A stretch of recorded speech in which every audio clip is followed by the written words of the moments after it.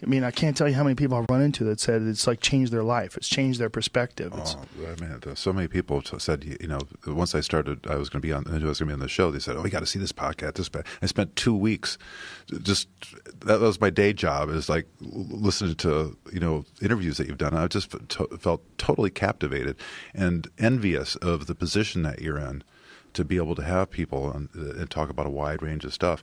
When I do a film, it's so targeted that I'm needing them to fill in a blank. And it's just I need 2 or 3 minutes. And I might talk as long, but it's there's I've got this list of a shopping list of things I need to cover, and here you just have a conversation. That seems like it's a lot. It's a lot different, and it seems like a lot more fun. It's a lot more fun. Like when you said at the beginning of this, like, what kind of research have you done to prepare for this? I'm like, fortunately, I get to pick who I talk to. And for you, I mean, I knew that you had directed The Cove, and that the subject of dolphins has been, I mean, it was a huge bit on my 2016 Netflix special about an experience that I had when I was in Hawaii, high as fuck on edibles, and we ran into this patch of wild dolphins, and they were playing with us.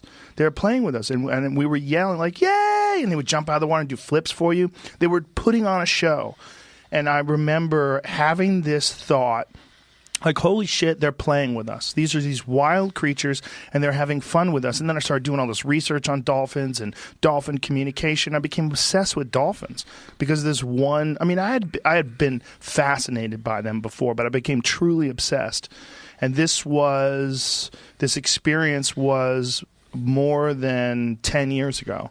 And since then, I've been overwhelmed and also massively disheartened by just, by films like yours, and by seeing SeaWorld, and by seeing what was going on in Marineland with my friend Phil. And I've had him on a bunch of times to talk about his lawsuits. I mean, they have done everything they can to try to silence that guy and stop him from revealing all the horrors of that place. But slowly but surely, he's had a massive impact on that place's business, to the point where they're trying to just get him to shut up.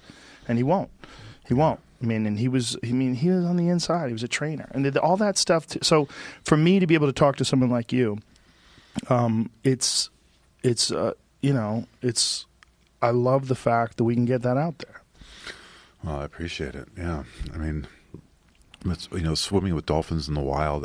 There was it triggered a memory over in Rangaroa. I was with our team, and there was 3 groups of resident dolphins so they're hanging out there all the time. You get to recognize them, and we were playing with them. And the more you play with them, the more you can spin around, the more you can, the more excited they get. Yeah. And they could only do it for so long. And I remember once that we were doing it, we finally we had scooters, and we thought, well, a dolphin looks at you and you can't. You look like you're like in a wheelchair. Not even. Yeah, right. Someone in a wheelchair can get around pretty good. Yeah. But in the water, we just look like we're just pitiful. Yeah. And so they can only be entertained so long. But the scooters, we figured we could engage them a lot longer.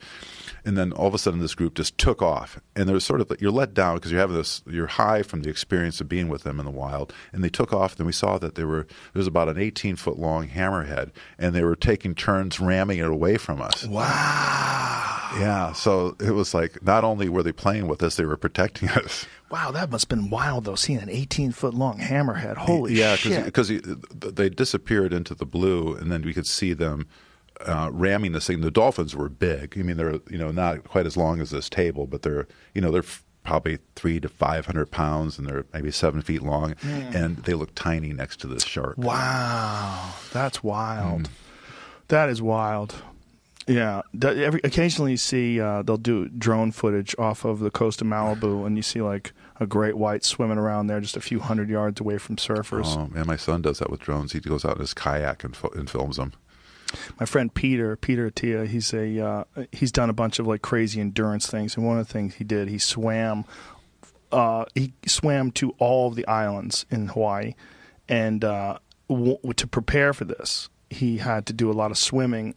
He lives in San Diego, and swimming in the coast out there, and he was swimming literally. What do you say? Like a couple days after that guy got bit in half. Oh my God. I think so, yeah. I think it was just He wasn't scared. He wasn't scared ever. I think Well, I think he was a little freaked out, but it was within a few days of one of the guys who got bit in half down in San Diego. When did this happen? The San Diego incident, I want to say it was 10 years ago, somewhere in the neighborhood of 10 years ago. And then there was one in Santa Barbara that happened about 4 years ago, 4 or 5 years ago.